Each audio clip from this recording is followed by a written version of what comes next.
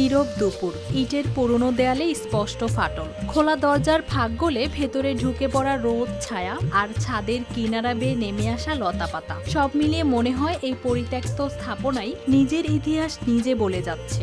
বৃহত্তর ফরিদপুর অঞ্চলের সদরপুর উপজেলার ২২রশি গ্রামে অবস্থিত এই জমিদার বাড়ি একসময় ছিল ক্ষমতা ও প্রভাবের কেন্দ্র। ফরিদপুর জেলা শহর থেকে প্রায় ৩৫ কিলোমিটার দূরে ৮রশি দরবারের কাছেই এর অবস্থান। চারপাশে নীরবতা আর জঙ্গলের ভেতরে এ ইটের পুরনো দেয়াল, অথচ একসময় এই বাড়িকে ঘিরেই ছিল প্রশাসনিক ব্যস্ততা ও ক্ষমতার নানা কেন্দ্র।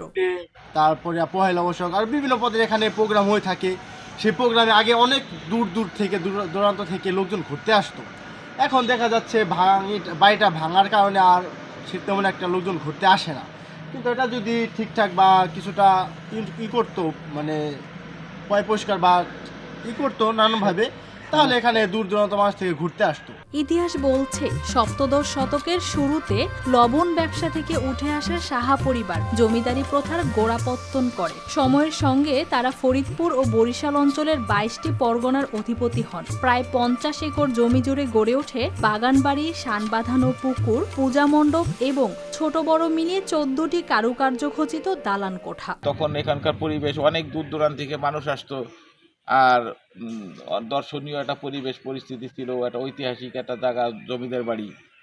আর সেই জমিদার বাড়ি এখন আর ভালো বলতে আর কিছু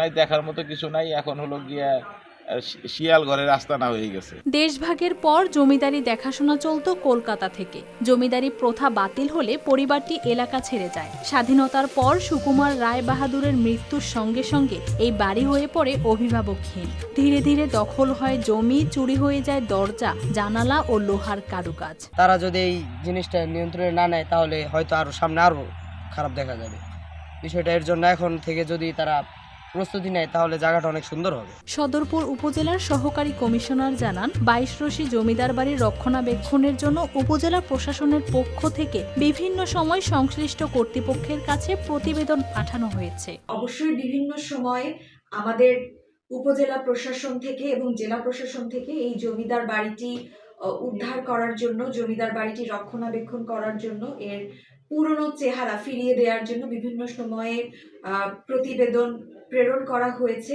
তো এটাকে সুন্দরভাবে রক্ষণাবেক্ষণ করা গেলে আমি মনে করি যে এটা ফরিদপুর জেলার একটা অন্যতম আকর্ষণীয় একটি দর্শনীয় স্থানে পরিবর্তন হবে। স্থানীয়দের আশা, সরকারি তত্ত্বাবধানে সংরক্ষণ করা হলে এই ঐতিহাসিক স্থাপনায় আবারও ফিরতে পারে পরিচিতির আলোয়। এটা একটা ফরিদপুরের গর্ব, আপনার এটা জমিদার বাড়ি, এটার নাম হচ্ছে ২২রশি জমিদার বাড়ি।